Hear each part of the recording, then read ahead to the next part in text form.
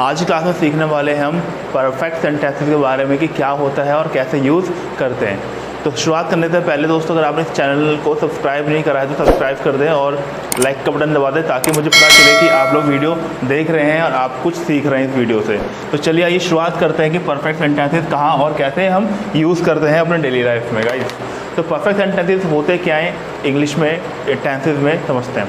Perfect sentences का मतलब है कि जो भी काम हमने पूरा कर लिया है उसको बताने के लिए, चाहे वो काम हमने प्रेजेंट में पूरा किया है या पास्ट में पूरा कर लिया है या फ्यूचर में पूरा कर लिया होगा, इसके लिए यूज़ करते हैं। जैसे मैं खाना खा रहा हूँ और मैंने खाना खा लिया है, अब तो इस सेंटेंस मुझे बोलना है कि मैंने खाना खा लिया है, तो कैसे बोलूँगा?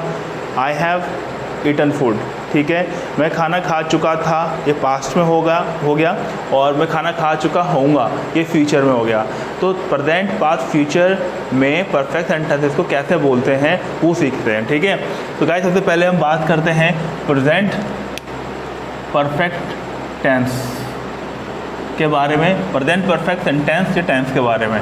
गाइस पहचान क्या होती है? प्रेजेंट में हमने जो भी काम पूरा कर लिया है उसको बताने के लिए।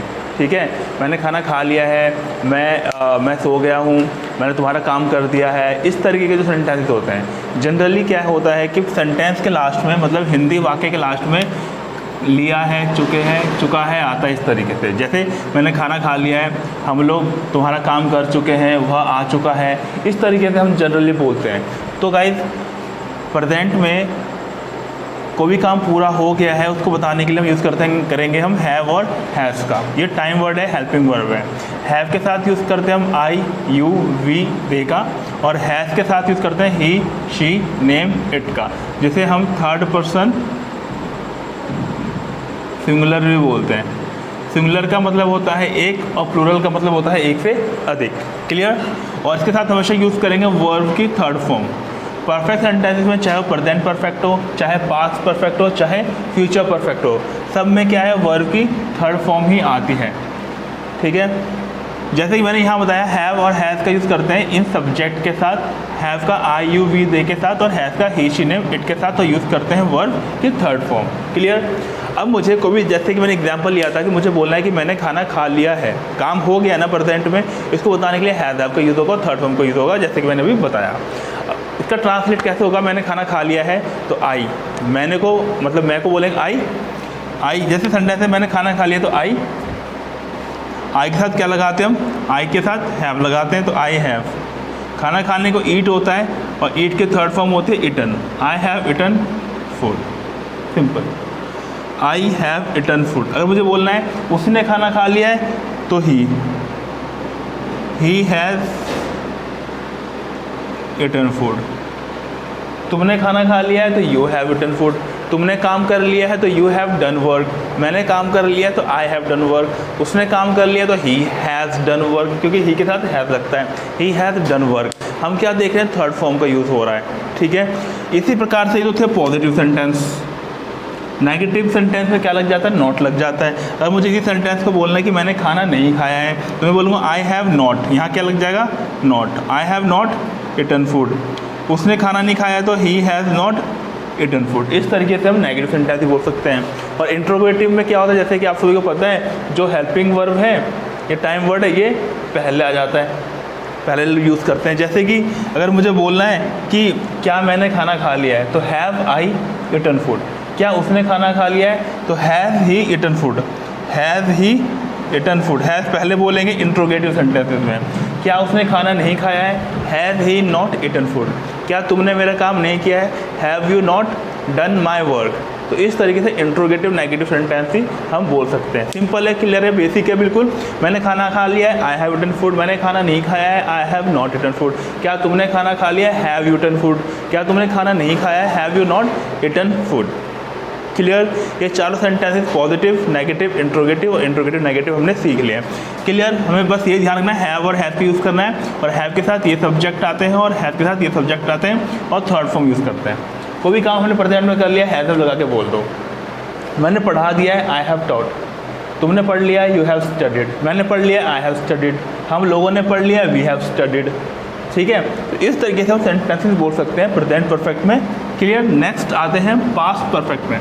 जैसे कि मैंने बताया, ये तो था प्रेजेंट में जो काम हमने पूरा कर लिया उसको बताने के लिए।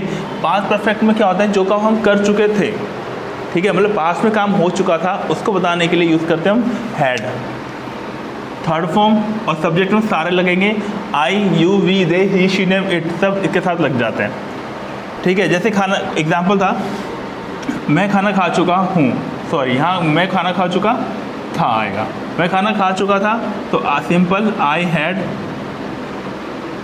Eaten food. थर्ड फॉर्म लग रही है यहाँ पर, I have eaten food, sorry I had eaten food बोलेंगे यहाँ पे। मैं खाना खा चुका था, I had eaten food.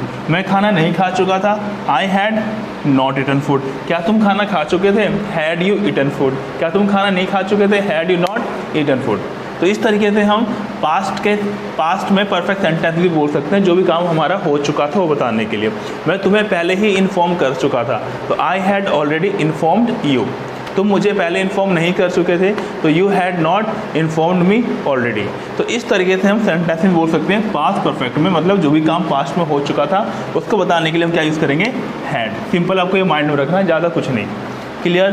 Same इसी प्रकार जो काम फ्यूचर में हो चुका होगा, ठीक है, जो काम हो चुका होगा, चुके होंगे, वहाँ क्या लगा देंगे, विल हैव।